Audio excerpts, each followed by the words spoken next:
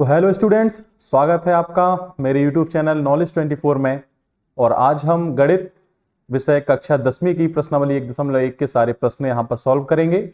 इसके पहले मैंने इंट्रोडक्शन इसका वीडियो पहले अपलोड किया हुआ है, जो कि डिस्क्रिप्शन में आपको इसकी लिंक मिल जाएगी। तो आप वो इंट्रो वीडियो जरूर देखें, जिसमें सारे कंसेप्ट को हमने क्लियर किया हुआ है। चलिए स्टार्ट करते हैं प्रश्नावली 1.1 का पहला क्वेश्चन। निम्न संख्याओं को अभाज्य गुणनखंडों के गुणनफल के रूप में व्यक्त करना है। तो पहला क्वेश्चन है आपका 140 के आपको क्या निकालने हैं? अभाज्य गुणनखंड निकालने हैं। अभाज्य गुणनखंड मतलब जिसको हम बोलते हैं प्राइम फैक्टर। और प्राइम फैक्टर तो आप यहां थोड़ा सा देख लें। प्राइम फैक्टर मतलब कि प्राइम नंबर्स से हमें इसको क्या करना पड़ता है? डिवाइड करना पड़ता है। और प्राइम नंबर्स कौन से नंबर्स कहलाते हैं? प्राइम नंबर्स वो नंबर्स कहलाते हैं जिनमें केवल एक का और उनका स्वयं का भाग जाता है। जैसे कि 2, भाई एक नहीं लेंगे क्योंकि एक में केवल एक का ही भाग जाता है, उसके 2 फैक्टर नहीं होते। और 3, उसके बाद 4 नहीं लेंगे क्योंकि 4 में 3 फैक्टर हो जाएंगे, 1, 2 एंड 4। उसके बाद 5 आ जाएगा, उसके बाद 7 आ जाएगा, एंड देन 11, 13। तो इस प्रकार से ये प्राइम संख्याएं होंगी। और हम बढ़ते क्रम में इन प्राइम संख्याओं से क्या करेंगे? भाग देंगे अपनी संख्या में। तो यहां हमारी संख्या क्या है? 140। और 140 में हमें किस संख्या का भाग देंगे? स्टार्टिंग से छोटी संख्या कौन है? प्राइम अभाज्य संख्या 2 का भाग जाएगा क्योंकि एक सम संख्या है, पीछे शून्य है। तो जब हम 2 का भाग देंगे तो ये जाएगा 2 सत्ते 14, 2 9 शून्य। फिर 2 का भाग देंगे। 2 का भाग देना मतलब कि संख्या को आधा करना। तो सीधा जब भाग देने की जरूरत नहीं है। 140 था तो ये 70 हो गया, 70 था तो ये 35 हो गया। और फिर 35 में कितने का भाग जाएगा? 3 का तो नहीं जाएगा। 3 की शर्त क्या होती है? दोनों संख्याओं को जोड़ें, 5 और 3 8। 8 में 3 का भाग नहीं जाएगा तो इस संख्या में भी 3 का भाग नहीं जाएगा। तो चूंकि इकाई अंक 5 है, 5 और शून्य यदि इकाई होता है तो वहां 5 का भी भाग चला जाता है। तो हम 5 का जब भाग देंगे तो ये आएगा 5 7 35। और 7 खुद एक प्राइम संख्या है तो इसमें 7 का ही भाग जाएगा। तो जब हम 140 के अभाज्य गुणनखंड लिखेंगे तो वो कुछ इस टाइप से होंगे, 2 × 2 × 5 × 7। कुछ बच्चे इसमें 1 को भी लिख देते हैं मल्टीप्लाई में। 1 को नहीं लिखेंगे क्योंकि हम क्या लिख रहे हैं? अभाज्य गुणनखंड लिख रहे हैं। और अभाज्य जो 1 है वो अभाज्य संख्या नहीं है, इसलिए 1 को यहां नहीं लिखा जाएगा। इसको थोड़ा सा और शॉर्ट फॉर्म में लिख सकते हैं। जो चूंकि 2 बार आया है इसलिए हम 2 to the power 2 कर सकते हैं। 2 के ऊपर 2 की घात लगा सकते हैं। मल्टीप्लाई 5 × 7, ये 140 के क्या हो जाएंगे? अभाज्य गुणनखंड हो जाएंगे। नेक्स्ट क्वेश्चन है सेकेंड, हमें निकालना है 156 के अभाज्य गुणनखंड। तो 156 के अभाज्य गुणनखंड के लिए फिर हम किससे भाग देंगे? 2 से भाग देंगे। 2 सत्ते 14 और 2 अट्ठे 16। फिर हम 2 से भाग देंगे चूंकि सम संख्या है, तो ये होगा 2 3 6 और 2 नाम 18। अब देखिए 9 और 3 12 हो रहा है, मतलब 3 से भाग चला जाएगा। 3 एकम 3, 3 त्रिका 9। और ये चूंकि 13 क्या है? एक अभाज्य संख्या है, प्राइम नंबर है, तो 13 में 13 का भाग ही जाएगा। तो जब हम 156 के अभाज्य गुणनखंड लिखेंगे तो वो होंगे 2 के ऊपर कितनी बार है? 2 2, तो 2 के ऊपर 2 की घात गुणा में 3 गुणा में 13। ठीक है, इनको मल्टीप्लाई करके हमें लिखने की जरूरत नहीं है, ये हम अभाज्य गुणनखंड ही लिख रहे हैं तो यहां मल्टीप्लाई नहीं करना है, नहीं तो वो 156 फिर से आ जाएगा। चलिए क्वेश्चन नंबर 3 है हमारा 3825। 3825। अब चूंकि ये सम संख्या नहीं है, ये एक विषम संख्या है, तो 3 का भाग देने की शर्त क्या होगी? सभी संख्याओं को ऐड करें। 3 और 8 11, 11 और 2 13, 13 और 5 18। तो 18 में 3 का जाता है तो इस संख्या में भी 3 का भाग जाएगा। 3 एकम 3, 3 दूनी 6, बचते हैं 2, 22 हो जाएंगे। 3 7 21, बचता है 1, 15 हो जाएंगे। 3 5 15। अब देखिए संख्याओं को जोड़िए, 1 और 2 3, 3 7 10, 10 5 15। 15 में 3 का जाएगा तो इस संख्या में भी 3 का भाग जाएगा। 3 चौके 12, 3 दूनी 6, 1 बचा, 3 5 15। अब ये संख्या हो रही है 4 और 2 6 5 11। 11 में 3 का भाग नहीं जाएगा तो इसमें भी नहीं जाएगा, लेकिन इकाई में 5 है इसलिए 5 का भाग जाएगा। ये होगा 5 8 40 और 2 बचते हैं 25, 5 25। फिर से 5 का भाग चला जाएगा तो ये होगा 5 एकम 5 और 5 7 35। 17 एक प्राइम नंबर है इसीलिए इसमें किसका भाग जाएगा? 17 का ही भाग जाएगा। तो जब आप इस 3825 के प्राइम फैक्टर लिखेंगे तो ये लिखेंगे 3 to the power 2 क्योंकि 3 2 बार आया है, 5 भी 2 बार आया है और गुणा में 17 लिखेंगे आप। ठीक है, समझ गए होंगे। चलिए नेक्स्ट क्वेश्चन पे चलते हैं।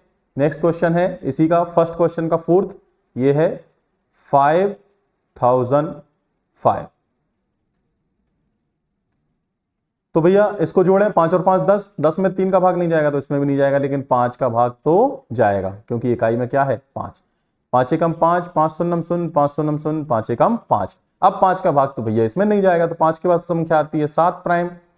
तो 7 से हम भाग देके देखें, 7 एकम 7, बचते हैं 3, 30 हो जाएंगे, 7 चौके 28, बच्चे हैं 2, 21 हो जाएंगे, 7 तिया 21। 143 में 7 का भाग नहीं जाएगा। इसके बाद कौन सी संख्या आती है 9, 9 का भी नहीं जाएगा। 11 का भाग देखें, 11 एकम 11, 11 तिया 33, 11 का बिल्कुल गया। 13 एक अभाज्य संख्या है तो इसमें 13 का ही भाग जाएगा। तो जब हम 5005 के अभाज्य गुणनखंड लिखते हैं तो वो होंगे 5 गुणा 7 गुणा 11 और गुणा 13। चलिए अब हम निकालते हैं 7429 के अभाज्य गुणनखंड। 7429 के अभाज्य गुणनखंड निकालने तो क्या 3 का भाग इसमें जाएगा, 7 4 11, 11 2 13, 13 और 9 22, 3 का भाग तो इसमें नहीं जाएगा। तो इसका जब आप ऐसे ट्राई करेंगे, 5 का भी नहीं जाएगा, 7 का भी नहीं जाएगा, उसके बाद 11 का भी नहीं जाएगा, 13 का भी नहीं जाएगा, इसमें भाग जाएगा 17 का। इसमें कितना भाग जाएगा 17 का। तो 17 17 दूनी 34, 17 3 51, 17 चौके हो जाएंगे आपके 68। तो ये हो जाएगा 17 चौके 68, बचता है 6, 62 हो जाएंगे। 17 3 51, बचता है 62 51 11, तो ये हो जाएगा 17 7 119 है ना, 11 और 9 119 हो जाएंगे। चलिए 437 में किसका भाग जाएगा, 17 का तो नहीं जा रहा है, 19 का भाग देके देख लेते हैं। 19 का भाग हम जब देंगे तो क्या 19 से कम 19, 19 दूनी 38, 5 बचते हैं 57 हो जाएंगे, 19 3 57, 23 एक अभाज्य संख्या है इसलिए इसमें 23 का भाग जाएगा। तो जब 7429 इतना बड़ा नंबर था, लेकिन जब आपने इसके अभाज्य गुणनखंड निकाले तो वो आए 17 मल्टीप्लाई 19 मल्टीप्लाई 23। समझ रहे होंगे। फर्स्ट क्वेश्चन कंप्लीट होता है। नेक्स्ट क्वेश्चन की तरफ चलते हैं। नेक्स्ट क्वेश्चन है हमारा, पूर्णांकों के निम्न युग्मों में एलसीएम और एचसीएफ ज्ञात करना है और इसकी जांच करना है, मतलब इसकी सत्यता की जांच करना है। तो मैं पहले तो 26 और 91 का एलसीएम एचसीएफ कैसे निकालेंगे, फैक्टर विधि से कैसे निकालेंगे। देखिए हम सबसे पहले क्या करेंगे, 26 के हम अभाज्य गुणनखंड निकालेंगे। तो कैसे निकलेगा, इसमें 2 का भाग जाएगा। 2 का भाग देने के लिए छोटी संख्या है तो भाग देने की जरूरत नहीं है, उन्हें डायरेक्ट आप आधा कर दें। चलिए 13 का भाग जाएगा, चूंकि 13 अभाज्य संख्या है, 1 हो गया। फिर हमें किसका निकालना है, 91 का निकालना है। तो 91 का हम देखें कितना आएगा। 91 में 2 का तो जाएगा नहीं, 3 का भी नहीं जाएगा, 7 का भाग जाएगा इसमें। 7 एकम 7, 7 तिया 21, 13 में तो 13 का ही जाता है क्योंकि 13 एक अभाज्य संख्या है। चलिए तो हम जब 26 के फैक्टर लिखते हैं तो 26 के फैक्टर होंगे 2 मल्टीप्लाई 13, और वहीं जब हम 91 के फैक्टर लिखेंगे तो वो होंगे 7 मल्टीप्लाई 13। चलिए अब हमें एलसीएम, जब हम फैक्टर हमने कर लिए तो हम एलसीएम पता करते हैं। एलसीएम कैसे निकालेंगे, देखिए मैंने इंट्रो वीडियो में सब बताया था एलसीएम एचसीएफ क्या होता है, नाम से उनके कैसे उनको उनकी परिभाषित किया गया है वो सब बताया था। यहां हम देखेंगे एलसीएम निकालने के लिए हमें सारे फैक्टर लेना है। हमें क्या करना है, सारे फैक्टर लेना है, लेकिन कॉमन फैक्टर की बड़ी घात को लेना है। बस इतना याद रखें, क्या करना है, हमें ऑल फैक्टर लेना है, लेकिन कॉमन फैक्टर जो है, कॉमन मतलब ओफाइनिस्ट फैक्टर की बड़ी पावर को लेना है, बड़ी पावर को लेना है। यहां कॉमन फैक्टर कौन है, 13। यहां 13 के ऊपर पावर कितनी है, 1, यहां भी 1, तो मतलब मिनिमम पावर भी 1 है और मैक्सिमम पावर भी 1 है, तो हम 1 को ले लेंगे। मतलब यहां हमने फैक्टर लिया 2, 7 और 13, ठीक है, क्योंकि हमें इसमें से 1 को ही लेना था, जो भी बड़ा है। यहां बड़ा 1 है, छोटा भी 1 है। और एचसीएफ में हमें लेना है केवल और केवल जो कॉमन है, जो दोनों में ओवरनेस्ट है, उसकी छोटी घात। छोटी घात भी क्या है, 13। 13 के ऊपर 1 की घात मतलब 13। तो इसका एलसीएम यदि हम देखें तो ये हुआ 2 मल्टीप्लाई 7 मल्टीप्लाई 13। तो जब हम इसका गुणा करेंगे तो गुणा कितना आएगा भैया, गुणा आएगा 182। गुणा करके देखें, मैं यहां गुणा नहीं बताऊंगा आपको, ठीक है, नहीं तो हमारा वीडियो बहुत लंबा हो जाएगा। और एचसीएफ कितना है, 13 है। चलिए एलसीएम कितना आया, ये चीज समझ में आई कि हमें एलसीएम में क्या करना है, सारे फैक्टर जितने फैक्टर थे सभी को लेना है, बस जो कॉमन फैक्टर है, जो उभयनिष्ठ है, जो दोनों में है, उसमें हमें केवल बड़ी पावर को लेना है। एलसीएम में किसको लेना है, बड़ी पावर को लेना है। और एचसीएफ में हमें सभी फैक्टर को नहीं लेना, केवल कॉमन फैक्टर को लेना है, लेकिन घात उनकी कैसी लेनी है, छोटी लेनी है। अब आप यहां से एक अनुमान लगा पा रहे होंगे, आप ये अनुमान लगा पा रहे होंगे कि आपके जो 26 और 91 के जो फैक्टर थे वो कौन कौन से थे, 2, 13, 7, 13, मतलब 4 फैक्टर थे। एलसीएम में 3 फैक्टर आ गए और बचा हुआ एक फैक्टर कहां आया, एचसीएफ में। मतलब जब इन चारों फैक्टर मतलब गुणनखंड, जब इन चारों गुणनखंड का हम गुणा कर देंगे, मतलब एलसीएम का एचसीएफ से गुणा कर देंगे, तो वापस से संख्याओं का गुणा बन रहा है कि नहीं बन रहा है। संख्याओं का गुणा क्या है, 26 गुणा 91। 26 को हम कैसे लिखेंगे, 2 गुणा 13। 91 को कैसे लिखेंगे, 7 गुणा 13। और जब हम एलसीएम और एचसीएफ का भी गुणा कर रहे हैं तो यहां कौन हो जाएगा, 2 गुणा 7 गुणा 13 गुणा 13, ठीक है ना। तो यही इसमें क्या होता है, यही क्या होता है, इसमें संबंध होता है एलसीएम और एचसीएफ में। मैंने इंट्रो वीडियो में भी बताया है कि एलसीएम किन्हीं दो संख्याओं का माना ए और बी गुणा एचसीएफ उन्हीं दो संख्याओं का ए और बी क्या होता है, उन दोनों संख्याओं का गुणन होता है। तो आपने एलसीएम क्या निकाला है, ए और बी का 182, एचसीएफ कितना निकाला है, 13, ठीक है। अब चूंकि यहां पे क्या समता का निशान है, बराबर का निशान है, इक्वल का निशान है, इसका मतलब यह है कि ये एलएचएस है लेफ्ट हैंड साइड, ये आरएचएस है, आरएचएस में ए गुणा बी, मतलब दो संख्या कौन कौन सी है, 26 और 91। तो यदि एलएचएस बराबर आरएचएस आ जाए तो 182 का हम जब 13 में गुणा करेंगे, 182 का हम 13 में गुणा करेंगे तो ये आएगा 2366। कितना आएगा, 2366। और 26 का भी जब हम 91 में गुणा करेंगे तो ये भी आएगा 2366। तो आप लिखेंगे LHS is equal to RHS, hence proved. समझ में आ रही होगी बात कि हमें क्या करना है, LHS और RHS को क्या करना है, बराबर यदि हमने सिद्ध कर दिया है, ये इसका रिलेशन कहलाता है। इसको आप नोट कर लें, अंडरलाइन कर लें कि LCM और HCF का गुणा उन दोनों संख्याओं के गुणा के बराबर होता है। चलिए नेक्स्ट वीडियो में और प्रैक्टिस करते हैं क्वेश्चन की। ये 510 और 92 का निकालना है, तो सबसे पहले हम क्या करेंगे, सबसे पहले हम निकालते हैं उनके फैक्टर। चलिए फैक्टर निकालें। ये आपका हो गया 510, चूंकि कैसी संख्या है, सम संख्या है, 2 का भाग जाएगा।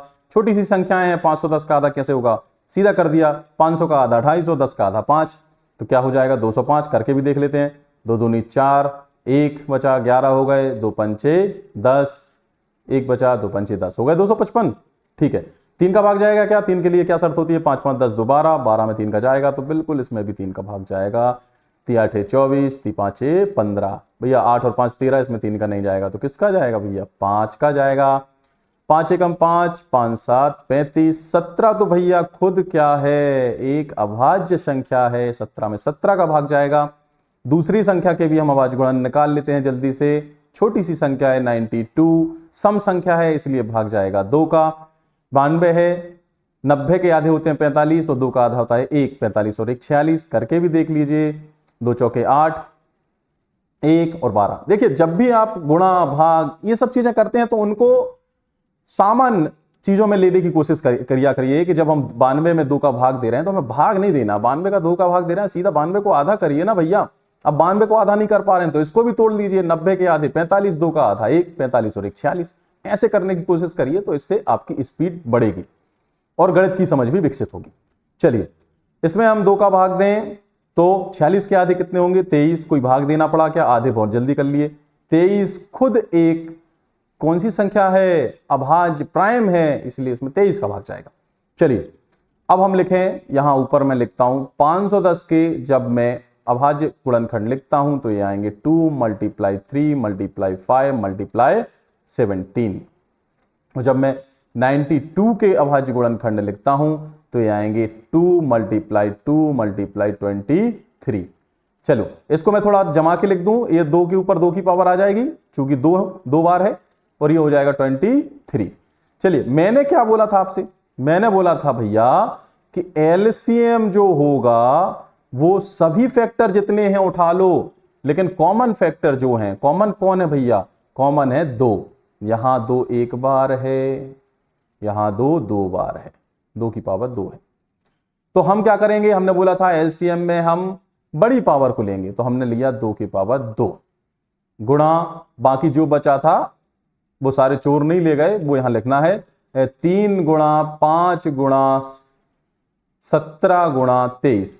थोड़ा सा बढ़ते क्रम में लिखेंगे, अच्छा लगेगा, ठीक है ना। ये इसका एलसीएम हो गया, इसका गुणा कर लें, मैंने गुणा कर लिखा होगा, यहां नहीं करेंगे गुणा, नहीं तो बड़ा लंबा हो जाएगा। 510 वाला कर रहे हैं, हाँ ठीक है। इसका गुणा करेंगे तो इसका गुणा आएगा 23460, करके देख लेना। चलिए, जब हम HCF की बात करें तो मैंने क्या बोला था, HCF में जितने भी गुणनखंड आए हैं दोनों के, उनमें जो कॉमन है उसकी छोटी घात। कॉमन कौन है, 2। छोटी घात कौन है, यहां 1 या 2। छोटी घात कौन है भैया, 1 की घात छोटी है, इसलिए इसका HCF आ जाएगा 2।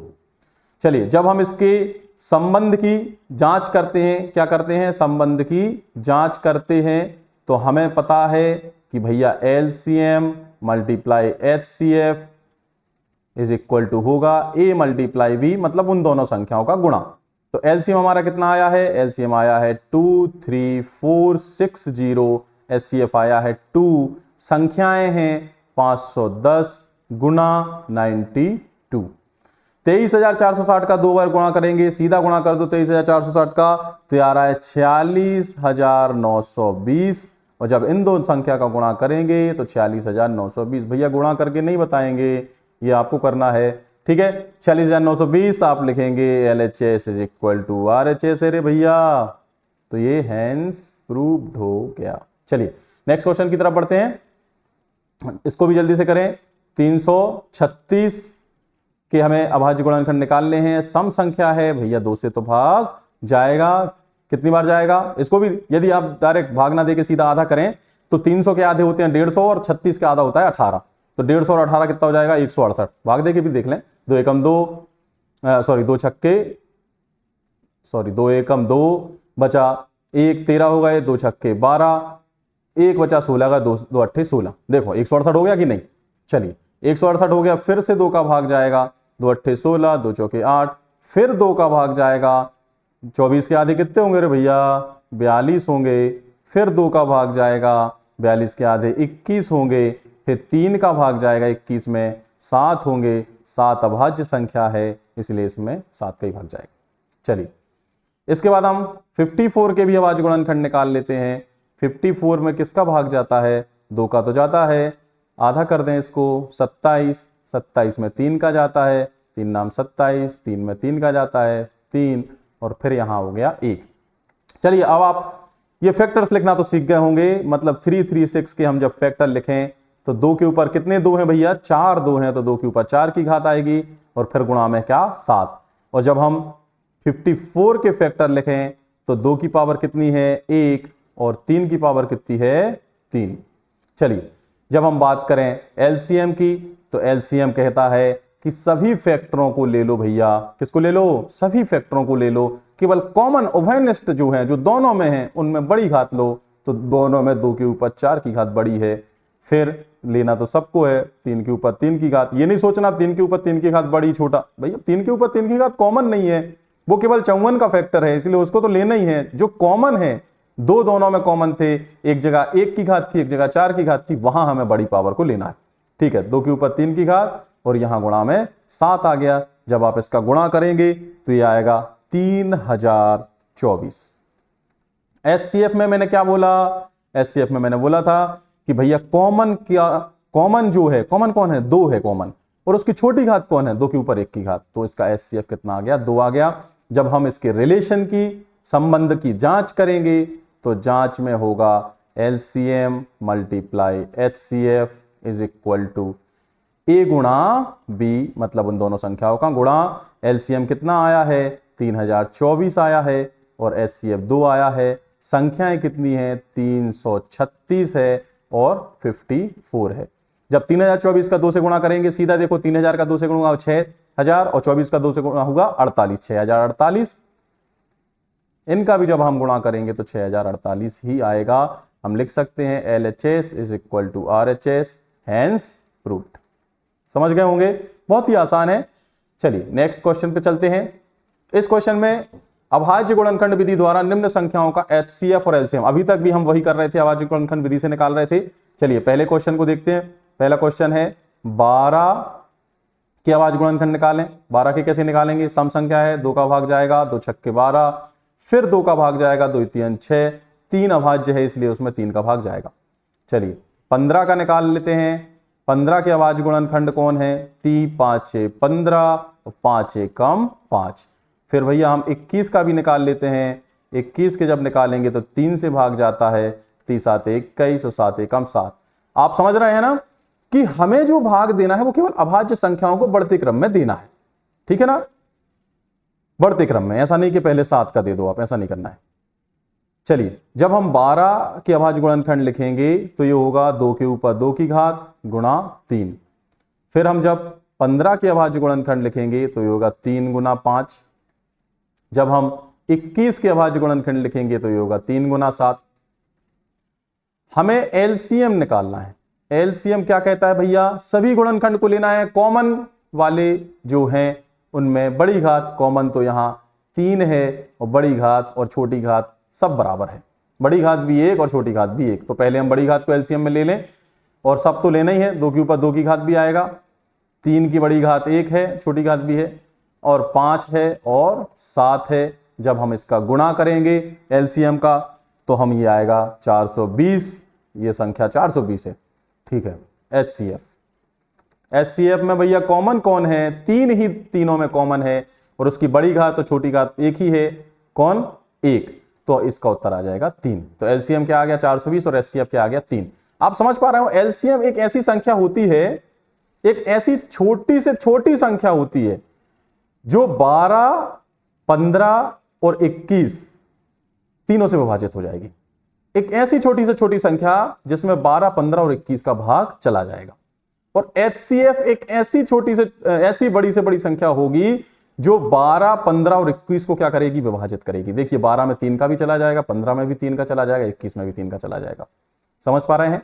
चलिए अब हम इसका दूसरा क्वेश्चन देखते हैं, क्या है? 17, 23 और 29।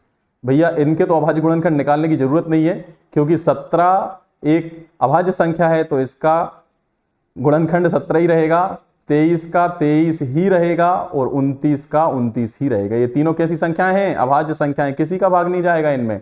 इनके अभाज्य गुणनखंड ऐसे लिखे जाएंगे, 17 = 17, 23 बराबर 23, 29 बराबर 29। जब हम LCM की बात करेंगे तो हम LCM में कहते हैं सभी फैक्टर को ले लो। तो भैया सभी फैक्टर को ले लो, 17 गुणा 23 गुणा 29, इनका गुणा देख लो भैया, मैंने लिखा होगा, मैं देख लेता हूं। 17 गुणा 23 गुणा 29 का गुणा होता है 11,339। 11,339। अच्छा HCF, अब आप सोच रहे हैं कि HCF में हमें कॉमन में छोटी पावर चाहिए थे। क्या कॉमन है? कुछ कॉमन नहीं है। तो हर एक संख्या के साथ एक तो गुणा में है ना, क्योंकि हम 23 के गुणा में यदि 1 लिख देंगे तो 23 ही रहेगा। तो हर एक संख्या के गुणा में 1 तो हम लिख सकते हैं, इसलिए HCF इसका जब कोई कॉमन नहीं है तो 1 रहेगा, ठीक है ना। चलिए नेक्स्ट स्लाइड पे देखें, इसका तीसरा क्वेश्चन जो है 8 के हम अभाज्य गुणनखंड निकालें। तो 8 के अभाज्य गुणन कैसे निकालेंगे भैया? 2 का भाग जाएगा, आधा कर दो 4, 2 का भाग जाएगा, फिर आधा कर दो 2, फिर 2 का भाग जाएगा, फिर 1। चलिए 9 का जब हम अभाज्य गुणनखंड निकालें, 3 का भाग जाएगा, 3 त्रिका 9, फिर 3 का भाग जाएगा 1। फिर हम 25 का अभाज्य गुणनखंड निकालें तो 25 के अभाज्य गुणनखंड में 5 का भाग जाएगा, 5 का, फिर 5 एकम 5। अभाज्य गुणनखंड हम यहाँ पे लिख लेते हैं, 8 होगा 2 के ऊपर 3 की घात, 3 बार है ना। 9 में लिखेंगे 3 के ऊपर 2 की घात, और 25 में लिखेंगे 5 के ऊपर 2 की घात। भैया LCM हमने क्या सीखा? LCM सीखा है कि सभी संख्याओं के जितने भी गुणनखंड है सबको लेना है, बस कॉमन जो है, कॉमन क्या कहलाता है? जो सभी में है। तो क्या 2 इन दोनों में है? नहीं। 3 इन दोनों में है? नहीं। 5 इन दोनों में है? नहीं। तो ये सब क्या है? अलग अलग हैं। तो अलग अलग तो भैया सबको ले लेना है। 2 के ऊपर 3 की घात आएगी, 3 के ऊपर 2 की घात आएगी, 5 के ऊपर 2 की घात आएगी। तो इन दोनों, हम जब इन तीनों संख्याओं को गुणा करेंगे तो ये आएगा 1800। HCF की बात करें भैया, देखें कुछ कॉमन है क्या? नहीं है। जहां कॉमन नहीं है वहां HCF क्या आएगा? बनाएगा। चलिए नेक्स्ट क्वेश्चन की तरफ चलते हैं। क्वेश्चन नंबर 4 ये बोल रहा है HCF हमें दिया है 9, LCM हमें ज्ञात करना है। संख्याएं भी दी है हमारे लिए।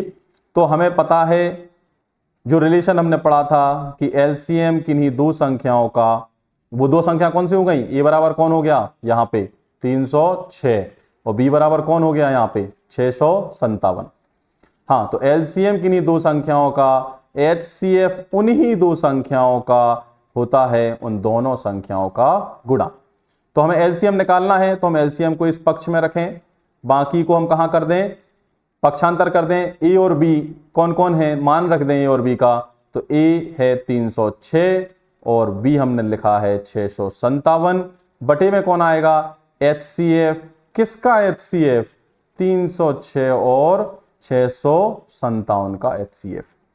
चलिए, ये है 306 गुणा में 657 बटे में एचसीएफ कितना दिया हुआ, सॉरी हाँ एचसीएफ कितना दिया हुआ है 9। तो छोटी संख्याओं को कभी मत काटिए, हमेशा बड़ी संख्या को काटिए ताकि वो और छोटी हो जाए। जब इस 9 को 657 के लिए काटा है तो ये होगा 9 7 63, 2 बचे 27 हो गए, 9 तिया 27, 306 मल्टीप्लाई 73, ये 22,338 आता है शायद, क्योंकि ये कई बार आया है तो ये याद हो गया है 22,338। कई बार ये प्रश्न परीक्षा में पूछा गया है। चलिए, अब क्वेश्चन नंबर 5 है कि जांच कीजिए क्या कोई प्राकृतिक संख्या n के लिए, तो भैया देखो हमेशा जब भी आप मैथ पढ़ते हैं तो ये लिख लिया करें प्राकृतिक संख्या क्या होती है, सॉरी प्राकृतिक गलत शब्द है, प्राकृत होता है, मैंने ये गलत लिखा है, ये होता है प्राकृत। प्राकृत n, मैं भी फ्लो में प्राकृतिक बोल देता हूं लेकिन होता एक्चुअल में प्राकृत संख्या है, ठीक है। तो प्राकृत संख्या n क्या होती है, 1 से स्टार्ट होके अपरिमित रूप से अनेक, अनंत नहीं बोलेंगे, 10वीं में कहीं जिक्र नहीं है अनंत का, इसलिए हम क्या बोलेंगे अपरिमित रूप से अनेक ये संख्याएं हैं।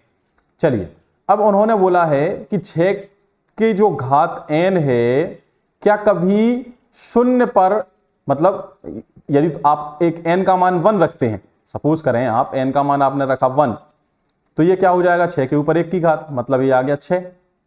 जब आपने n का मान 2 रखा तो ये हो गया 6 के घात 2, तो ये हो गया 6 36, ठीक है ना।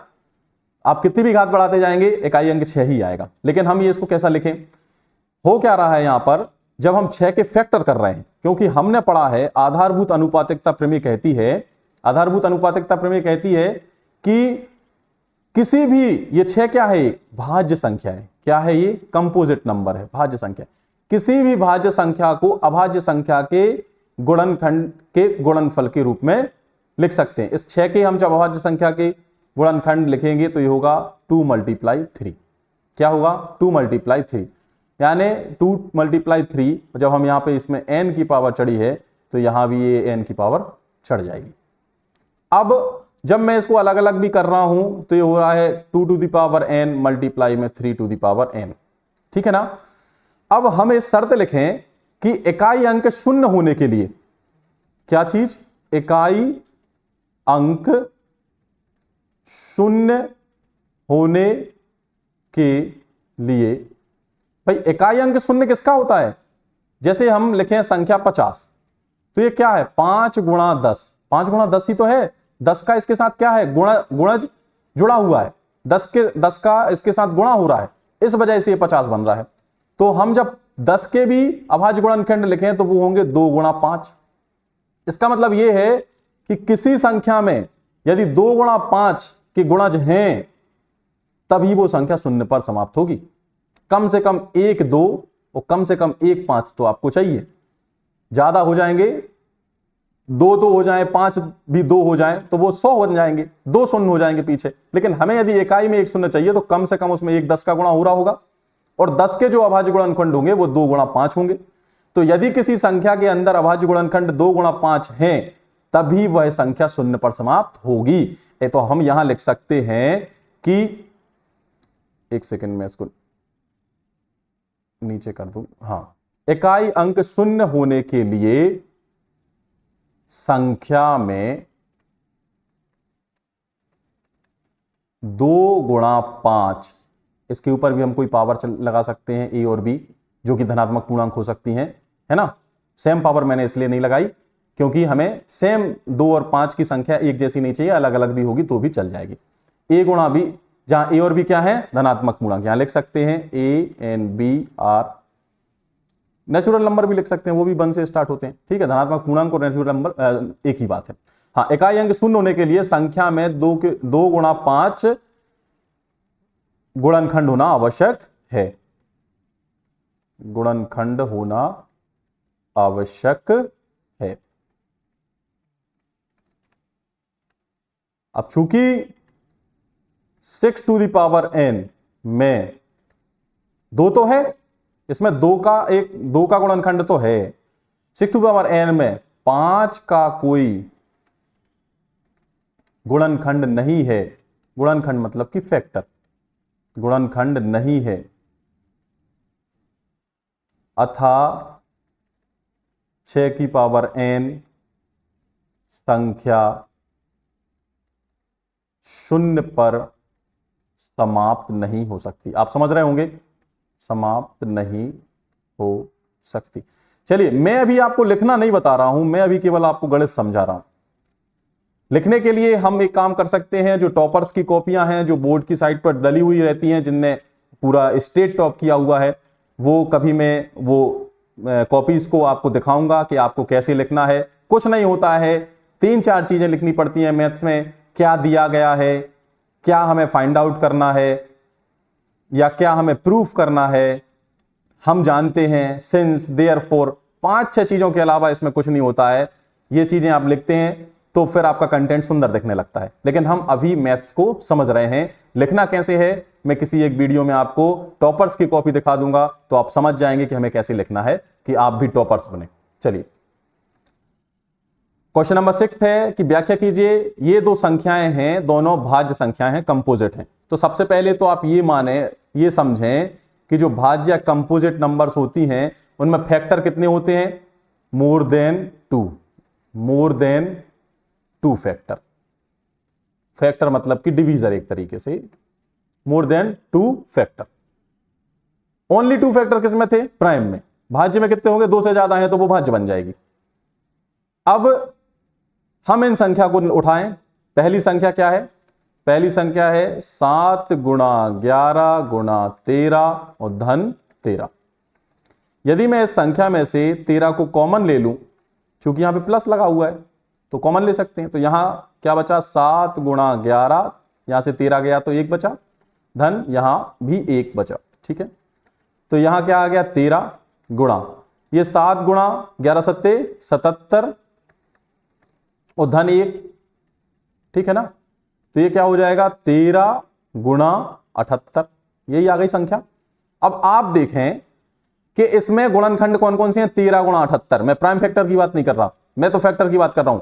इसमें 13 से भी भाग जाएगा और 78 से भी भाग चला जाएगा। चला जाएगा कि नहीं चला जाएगा भाई? इसमें ऊपर जो गुणनखंड हैं उन्हीं संख्याओं का तो भाग जाता है। 13 से ये 13 कट जाएगा और 78 से यदि 78 का भाग देंगे तो ये 78 कट जाएगा।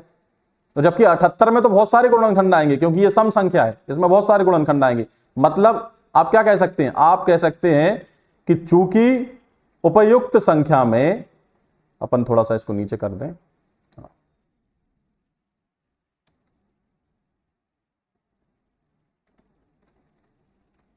उपयुक्त संख्या के 2 से अधिक। अच्छा, अब ये मत सोचना कि सर ने तो बोला था 2, यहां तो 2 ही है, एक 13 है और एक 78 है। मैंने 78 के और गुणनखंड नहीं लिखे, 78 के बहुत सारे गुणनखंड होंगे और प्लस 1 तो होगा ही, 1 से तो सभी जाएंगे, तो 3 तो मैंने यही बता दिए, 1, 13 और 78। 78 के बहुत सारे गुणनखंड होंगे, उन सभी संख्याओं से इसमें भाग चला जाएगा। तो उपयुक्त संख्या के 2 से अधिक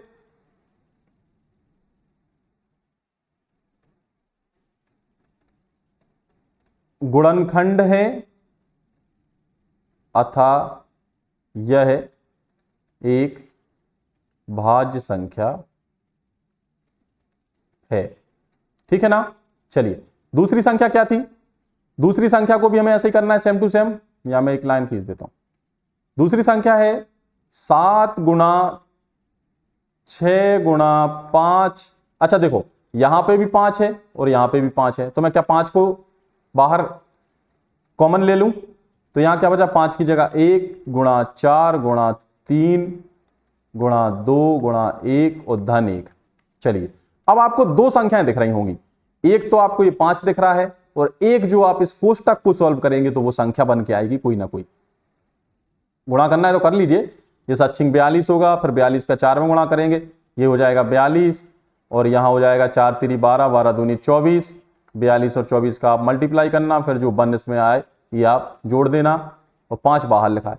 तो आप एक चीज देख पा रहे होंगे कि 5 से कट जाएगा, ये जो भी संख्या बन के आएगी उससे भी कट जाएगा, और 1 से तो कटेगा ही, मतलब इसके अभाज्य गुणनखंड 2 से अधिक हो गए। तो हम दोनों के लिए चीज लिख सकते हैं कि उपर्युक्त संख्याएं 2 से अधिक गुणनखंड प्रदर्शित करती हैं, या 2 से अधिक इनके भाजक हैं, अतः ये संख्या क्या है, भाज्य संख्याएं हैं। तो पहले उसकी भाज्य संख्याओं की परिभाषा जरूर लिख देना कि भाज्य संख्याएं ऐसी संख्याएं होती हैं जिनके 2 से अधिक क्या हो, गुणनखंड हो, या 2 से अधिक भाजक हो, या 2 से अधिक फैक्टर हो। ठीक है ना। चलिए नेक्स्ट देखें, ये खेल का मैदान है। खेल के मैदान के चारों ओर एक वृत्ताकार, आपने देखा होगा खेल का मैदान रहता है, उसके चारों ओर एक सर्कल होता है। ठीक है, तो इस सर्कल में रवि, ये इसका नाम हमने रख दिया रवि, और इसका नाम है सोनिया। लंबे बाल हैं थोड़े से, तो ये कौन हो गई, सोनिया। ये रवि है और ये सोनिया है। जब इसमें ये क्या करते हैं, चक्कर लगाना प्रारंभ करते हैं, तो रवि जब एक चक्कर लगाता है तो रवि को लगते हैं 12 मिनट, और जब सोनिया इसका चक्कर लगाती है तो उसको लगते हैं 18 मिनट। रवि जब चक्कर लगाता है तो इसको चक्कर लगाने में कितने लगते हैं, 12 मिनट, और सोनिया जब इसको चक्कर लगाती है तो 18 मिनट लगते हैं। तो क्वेश्चन है कि कितने मिनट बाद प्रारंभिक बिंदु पर ये दोनों वापस से मिलेंगे। जब इस प्रकार से बात आती है तो हमें मालूम है कि एलसीएम जो होता है वो क्या होता है, लीस्ट कॉमन मल्टीप्लायर। माने जब हम इस 12 का मल्टीप्लायर लिखेंगे, 12 के मल्टीप्लायर कौन होंगे, 12 के गुणज कौन होंगे, गुणज मतलब कि दुनिया पढ़ दो भैया, 12 एकम 12, 12 दूनी 24, 12 ती 36, 12 चौके 48, 12 पंचे 60, यही होंगे ना गुणज।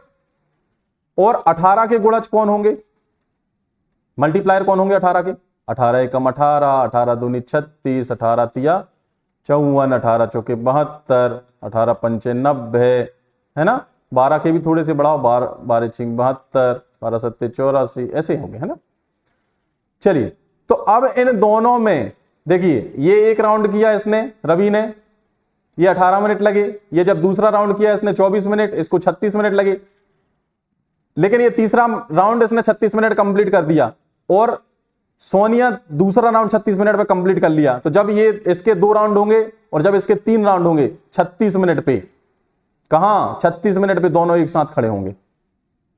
खड़े हैं कि नहीं खड़े हैं भाई, इसके 3 राउंड 36 मिनट में खत्म होंगे और इसके 2 राउंड 36। मतलब ये जो प्रश्न है, इस टाइप के जो प्रश्न होते हैं, हमें यहां क्या फाइंड आउट करना है, एलसीएम फाइंड आउट करना है।